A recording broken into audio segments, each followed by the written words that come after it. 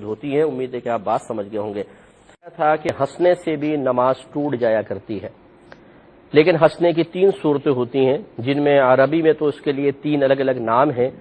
ہمارے یہاں بھی کبھی کبھی کہہ دیتے ہیں الگ الگ نام، ویسے ہم اس کو ہنسنا ہی کہتے ہیں۔ ایک تو ہوتا ہے کہ بغیر آواز کے ہنسنا، جس کو ہم مسکرانا بھی کہہ دیتے ہیں، اور عربی میں اس کو تبسم کہتے ہیں۔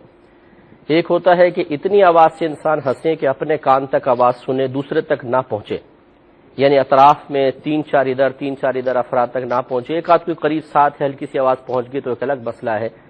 اسے کہتے ہیں دہک، ہماری اردو میں اس کو ہنسنا ہی کہتے ہیں۔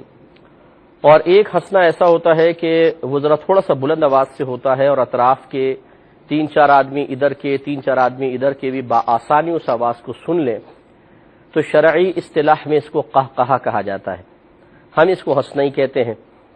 ہمارے عرف میں قہقہہ ہوتا ہے وہ جیسے جنات فرضی قہقہے ان کے بنائے ہوئے ہو ہا ہا ہا ہا، تو ہم سمجھتے ہیں کہ اس طریقے سے کوئی بہت بلند آواز سے ہنسے گا تو اس کو قہقہہ کہتے ہیں۔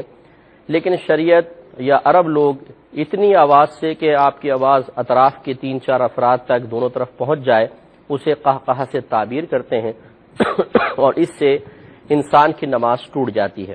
ایسے اگر کوئی نماز جنازہ پڑھ رہا ہے تو نماز جنازہ بھی فاسد ہو جائے گی۔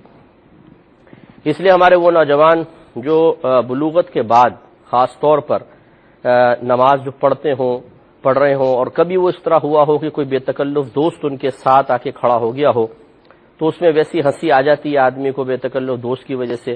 بعض اوقات تو کوہنیاں مارتے ہیں نماز پڑھتے ہوئے، دھکے دیتے ہیں، بعض اوقات مکے ایک دوسرے کو مارتے ہیں، یہ بھی معاذ اللہ منظر دیکھا ہے، تو یہ بہت بری بات ہے۔ بہرحال اگر کوئی آواز سے ہنسا تو اس کی نماز ٹوٹ جائے گی۔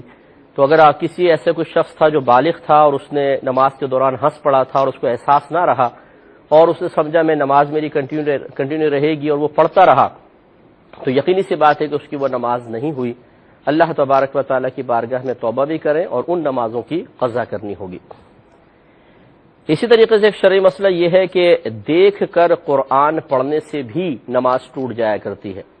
یہ عند الاحناف ہے، ہمارے نزدیک ٹوٹ جاتی ہے۔ امام شافعی رحمۃ اللہ علیہ کے نزدیک دیکھ کے نماز یعنی قرآن دیکھ کر پڑھنے سے نماز میں کوئی فرق نہیں پڑتا ہے۔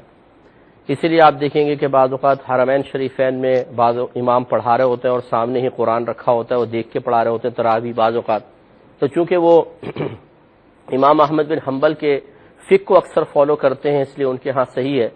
لیکن حنفی شخص اگر اس طرح دیکھ کر قرآن پڑھے اور زبان سے پڑھے، ایک تو ہوتا ہے کہ جیسے سامنے دیوار پہ کچھ لکھا ہوا ہے، انسان مثلا با جماعت نماز پڑھ رہے تھے، نگاہ اڑ گئی اور دل میں اس کو پڑھنے لگے، تو اس سے نماز فاسد نہیں ہوگی، لیکن یہ بھی فعل نماز کے دوران اس طرح کرنا مکروہ ہوگا۔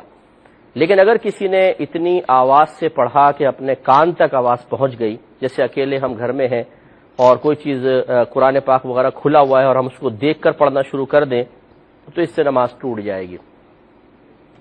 اسی طریقے سے یاد رکھیں کہ آپ نماز ادا کر رہے تھے اور کسی نے کوئی بات پوچھی اور آپ نے جواب کے قصد و ارادے سے اس کو جواب دے دیا تو نماز فاسد ہو جائے گی۔ جیسے مثال کے طور پر جواب سے بس سمجھ لیں نماز فاسد ہوتی ہے، اصول بنیادی یہ ہے، تو کسی نے اگر آپ کو سلام کیا اور آپ نے جواب دے دیا نماز ٹوٹ جائے گی۔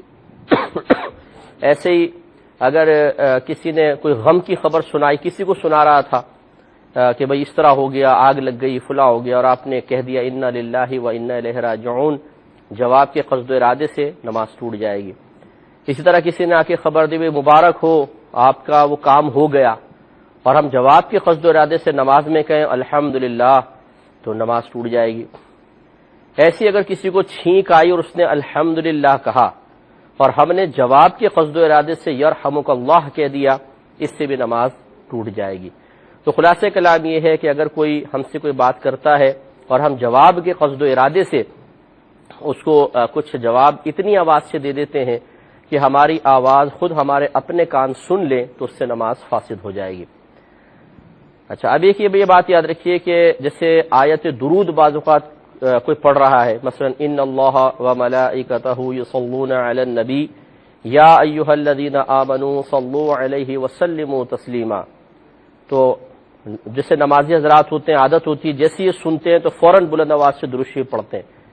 تو اب اگر کوئی نماز میں تھا کسی نے آیت درود پڑھی اور اس کی زبان سے اس طرح درود پاک نکل گیا تو اس میں اب دو مسئلے ہیں کہ کیا یہ اس کے جواب کے ارادے سے پڑھ رہا ہے. اگر ایسا ہے یعنی درود شریف پڑھا تو نماز فاسد ہو جائے گی. اور اگر یہ اس آیت میں موجود حکم الہی کو پورا کرنے کے قصد و ارادے سے درود شریف پڑھ رہا ہے کیونکہ اللہ تعالیٰ نے فرمایا کہ اے ایمان والو تم بھی ان نبی کریم صلی اللہ علیہ وسلم پر درود اور خوب سلام بھیجو، یہ حکم ہے. تو اس نے سوچا چلو میں اس حکم پر عمل کر لوں. تو اگر حکم الہی کو بجا لانے کی نیت کرے گا تو اس سے نماز فاسد نہیں ہوگی، یہ ذہن میں رکھیں. کالر ہمارے ساتھ ہیں. السلام علیکم. تو آپ کی خدمت میں عرض کر رہے تھے کہ اگر ہم نے مثلا کسی نے آیت درود پڑھی اور کسی شخص کی زبان سے آیت درود سن کر بے اختیار درود نکل گیا تو اب اس کو خود غور و تفکر کر لے اپنی نیت پر کہ کیا ایک تو ہے جیسے امام حضرات ہوتے ہیں دعا کے اندر یہ آیت درود پڑھتے ہیں تو تمام مقتدی بلند آواز سے ایک جواب سا دیتے ہیں، گویا کہ وہ جب آیت درود پڑھتے ہیں تو یہ بلند آواز سے درود شریف پڑھ دیتے ہیں. اگر اسی طرح اس نے جواب کے قصد و ارادے سے درود شریف پڑھا ہے تو نماز ضرور ٹوٹے گی. لیکن اگر اس نے اللہ تبارک و تعالی کے اس حکم کی فرما برداری کرنے کا قصد و ارادہ کیا ہے جو اس آیت درود میں موجود ہے تو پھر نماز کا فساد نہیں ہوگا.